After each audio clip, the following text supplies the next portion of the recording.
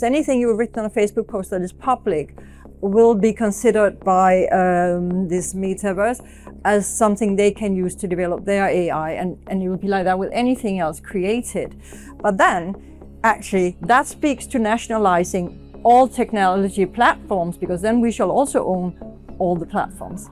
Because you cannot just, you want to have your cake and eat it. You want to have the work that I and everyone else have created. But we want to have your work then also and want to have control over it.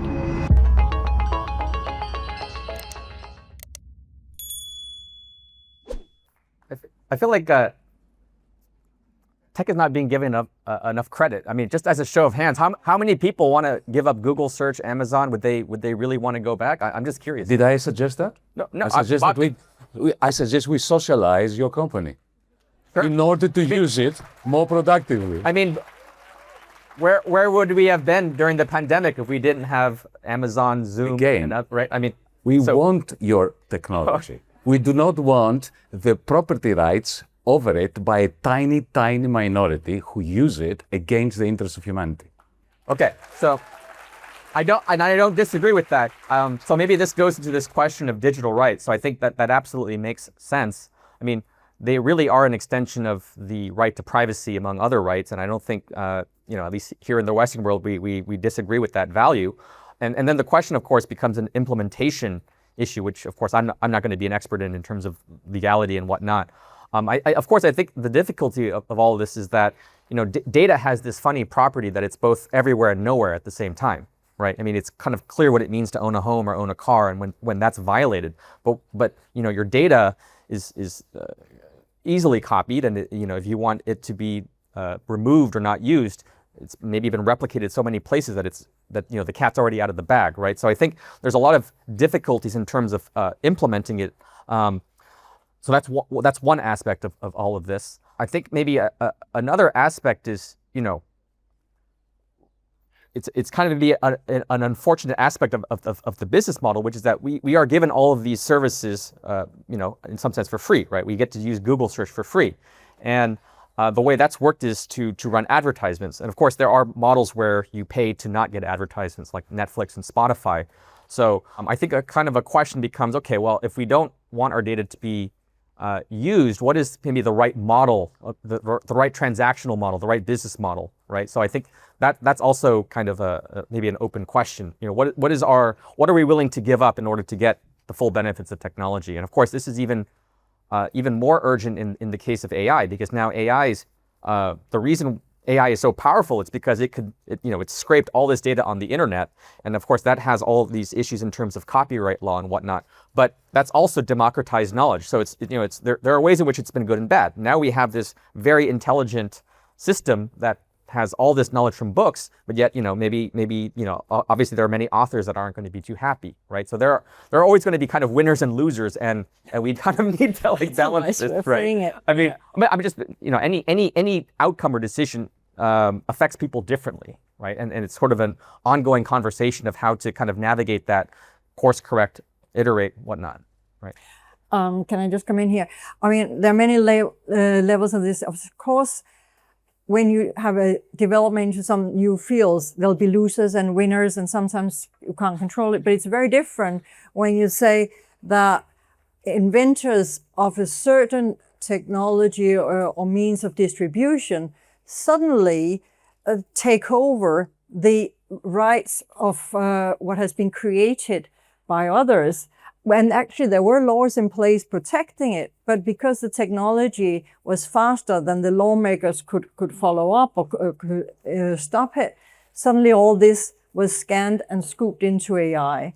And it's not like you can say, okay, but this is fair enough, we develop and there are losers and winners, because this is, an undermining of any kind of intellectual property rights we have developed until now.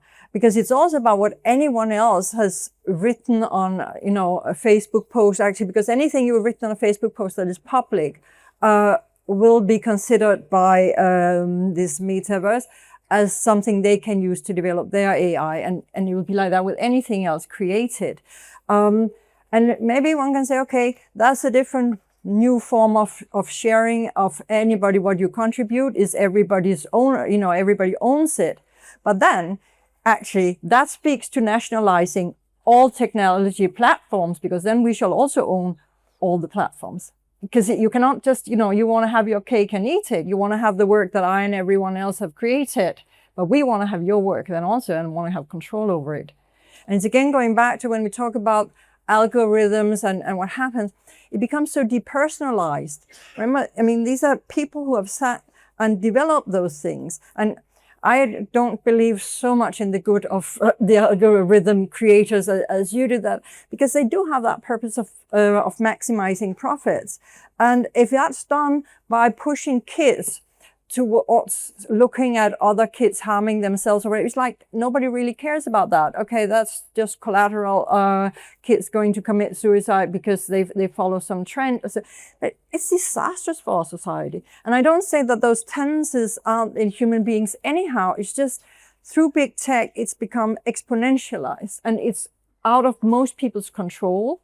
And the people who are in control are not being controlled by anyone else. And that's disastrous.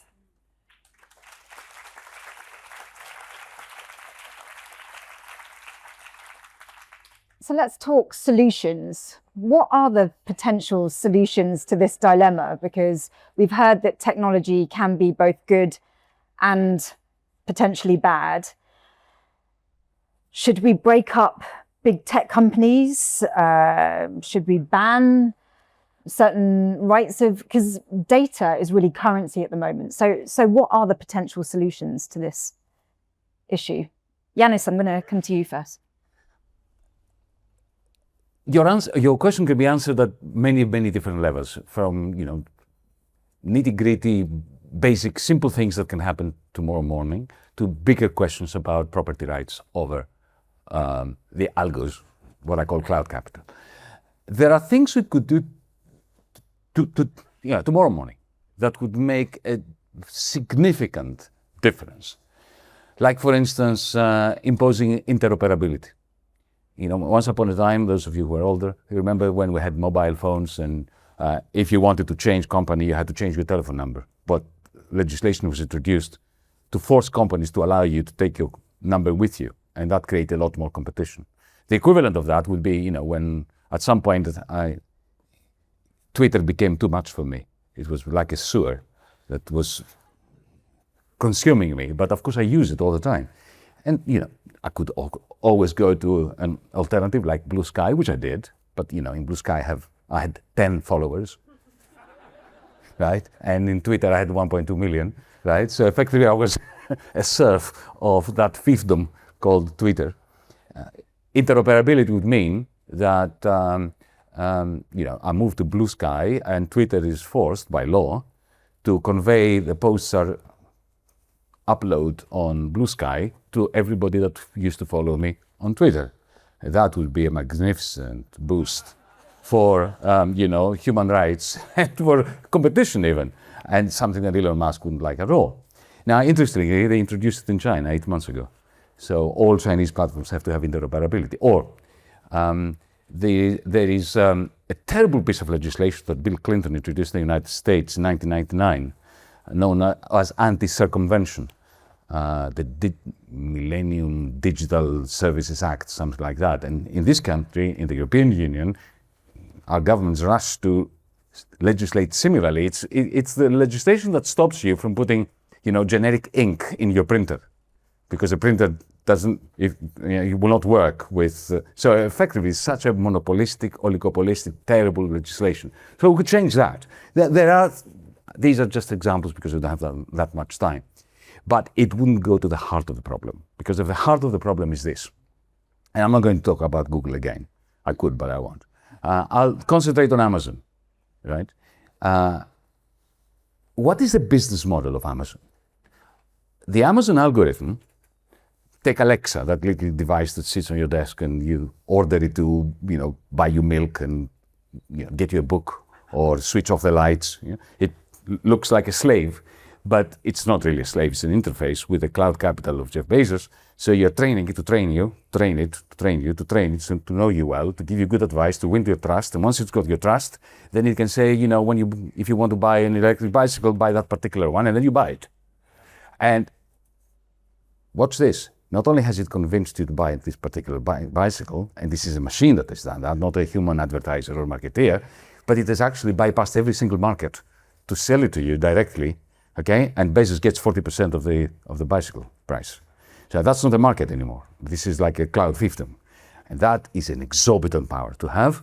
And also, it affects you even if you never use Amazon, if you have a Nokia phone that has no network connection, because when about 30 to 35% of GDP, and this is my estimate, is siphoned off in terms of these rents away from the circular flow of income, then the central bank, the Bank of England, has serious trouble rebalancing the economy.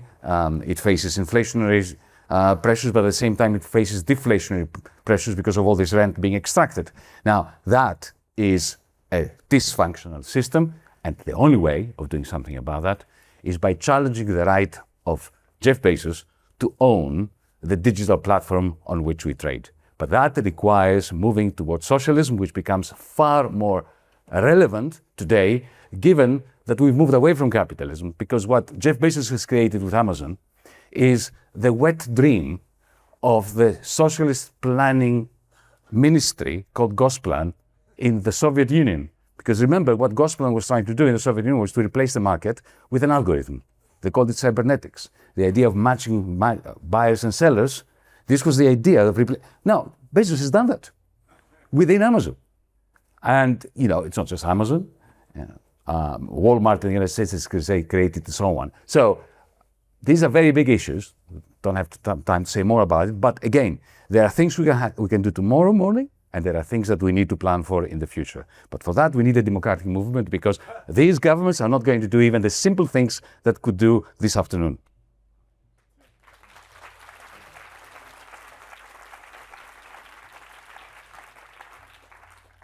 What would happen to the development of technology if Google was challenged in this way? Can you say be more specific? In the way where they don't have this this power with people's data, this circular power cycle of data, feeding data and controlling the user, essentially. Yeah, I mean, I guess maybe just to wind back a bit, there was this question about should we break up big tech. I actually don't see how that would help solve the problem. I'm not just saying that just because I work at Google, but just kind of as a thought experiment. If you split Facebook, Instagram, and WhatsApp, owned by Meta, into different companies, I mean, they still would individually have their own data stream, right? You just be carving up the profits differently, but I don't think that would solve the problem. To continue watching this video, click the link in the top left or in the description below. With a free trial, you can enjoy the full talk and thousands more. Thank you for being part of the conversation.